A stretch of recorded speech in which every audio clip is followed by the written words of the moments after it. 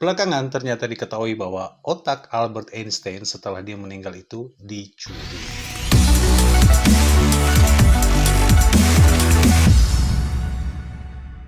Hari ini Papi Share khusus membahas seseorang yang betul-betul punya pengaruh dalam perkembangan hidup manusia ya. Beliau adalah Albert Einstein. Kalian tahu kan Albert Einstein? Ada yang nggak tahu? Nah, kenapa Papi Share mau membicarakan tentang Albert Einstein? Karena hari ini, tepat 65 tahun, beliau meninggal. Karena beliau tuh wafat pada tahun 1955. Jadi kalau hitung-hitung sampai 2020 ini sudah 65 tahun ya. Waktu meninggal itu 76 tahun. Jadi masih tergolong yang belum tua-tua amat. Ada kan yang sampai 80 tahun, 90 tahun gitu kan. Jadi bukan orang-orang yang jadul-jadul amat kayak Sebastian Bach dan sebagainya gitu kan. Papi saya akan ceritakan tentang Albert Einstein ya. Nah, disimak baik-baik nih yang nggak ngerti bahkan nggak kenal siapa sih Albert Einstein gitu. Nggak harus amat sih, cuma ini kan semacam ilmu pengetahuan lah.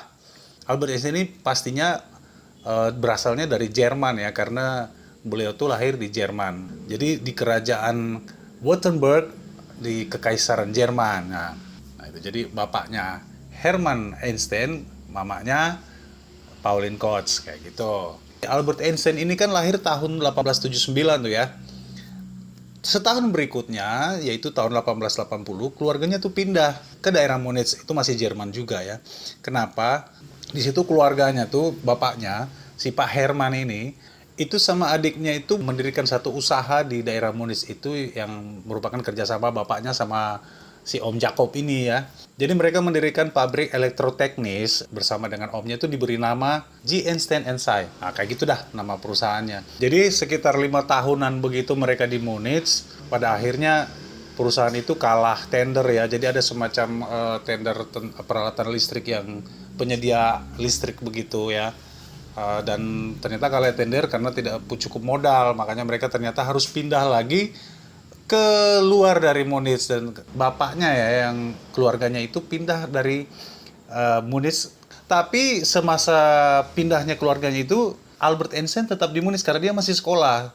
Dia masih SMP waktu itu dan dia harus meneruskan sampai jenjang ke SMA. Sementara bapak dan keluarganya, mungkin omnya juga barangkali ya, ikut pindah ke Italia waktu itu. Jadi berpindah negara. Jadi Einstein waktu itu masih harus meneruskan sekolah karena nggak tahu ya kenapa, mungkin ada sulit untuk pindah sekolah apalagi beda negara begitu ya. Nah, sampai dia berumur 15 tahun.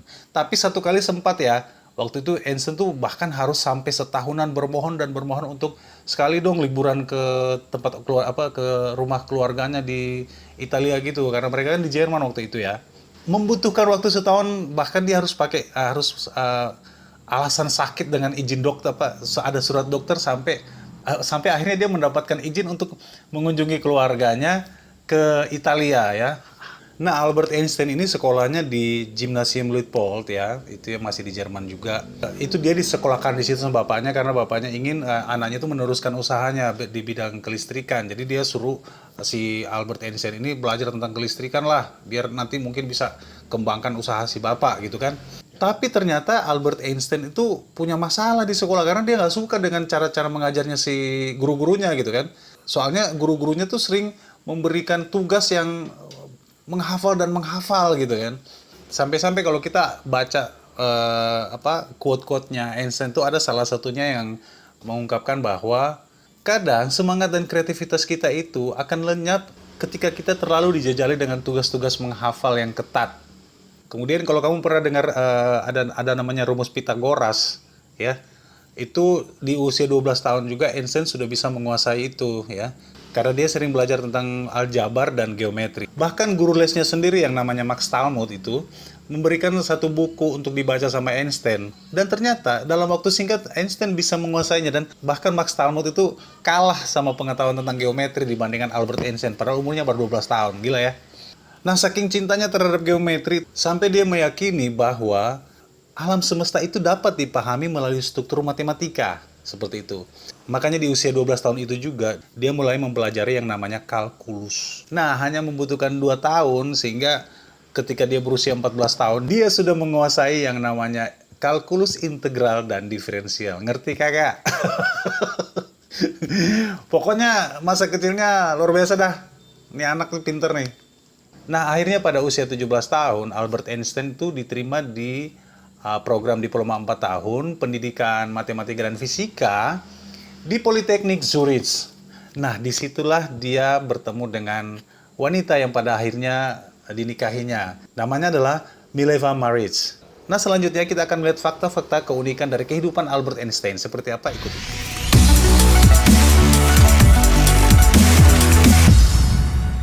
Oke, jadi embel-embel jenius ini sangat lekat dengan diri Albert Einstein. Wah, memang sangat complicated ya bicara tentang Albert Einstein, jadinya pengen minum. Ini kebetulan di sini ada kopi, jadi langsung saja. Karena diminum dalam keadaan dingin, kopinya segar. Rasanya pun mantap. Dan pastinya bisa ngilangin ngantuk. Nah, kita akan melihat beberapa fakta unik tentang itu bro, kayak enak sekali nih. Kopi cup. Oke. Ya, beberapa fakta unik tentang Albert Einstein. Yang pertama, terlambat bicara. Oke. Teman-teman, ternyata Albert Einstein ini punya kekurangan juga ya. Jadi dari sejak kecil sampai umur 7 tahun ternyata Albert Einstein ini nggak bisa bicara alias susah belajar bahasa. Sehingga nanti umur 7 tahun baru bisa bicara, nggak kayak yang lain ya. Yang lain biasa umur 1 tahun sudah langsung lancar bicaranya, apalagi ketika umur 7 tahun. Nah, Albert Einstein ini sampai 7 tahun baru bisa bicara. Jadi apa yang dialami oleh Albert Einstein ini yang susah bicara ini diketahui terkena sindrom Asperger. Sindrom Asperger itu seperti begini, dia kayak autis, kayak anak autis, tapi autis khusus bagi yang jenius-jenius gitu loh. Jadi pada saat 7 tahun baru bisa bicara, tapi tiba-tiba dia pinter gitu kan. Sampai ada salah satu ahli ekonomi dari University Stanford itu mengatakan bahwa ini adalah sindrom Einstein. Jadi mungkin baru pertama kali mereka hadapi, makanya langsung dinamain itu, seperti itu. Yang kedua, jadi Einstein digosipkan ini waktu sekolah itu sering mendapat nilai F. Nah, ini suka salah tangkap. Jadi memang pada masa sekolahnya Einstein waktu itu penilaiannya nggak kayak kita sekarang. Kalau sekarang kan yang paling tinggi A, baru B, baru C gitu kan, udah terakhir F. Tapi kalau dulu justru yang angkanya agak belakangan gitu ya. Jadi F itu termasuk tinggi. Makanya ketika ada penelitian tentang kenapa dia selalu dapat huruf F gitu. Dikiranya bahwa dia itu bodoh seperti itu. Jadi ada semacam salah perkiraan dalam meneliti tentang kehidupan Einstein di masa dia sekolah.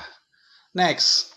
Nah, masih ingat tadi Poppy share cerita tentang wanita yang dinikahi oleh Albert Einstein yang namanya Mileva. Jadi pada tahun 1902 akhirnya mereka menikah. Dan ada satu hal yang banyak dipertanyakan orang, yaitu tentang adanya kisah anak mereka yang pertama, anak perempuan mereka yang pertama yang sampai sekarang tidak pernah diekspos keberadaannya.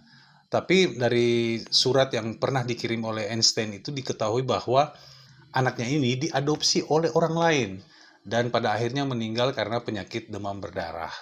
Kasian ya. Oke, next.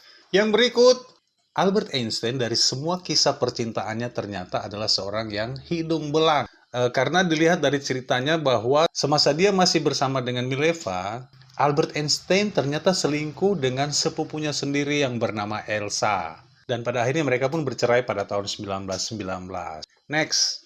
Oke, yang tahu tentang Albert Einstein pasti ngerti dong tentang teori yang terkenal itu, teori relativitas. Tapi ternyata teori yang terkenal itu bukan yang membawa Einstein itu mendapatkan Nobel.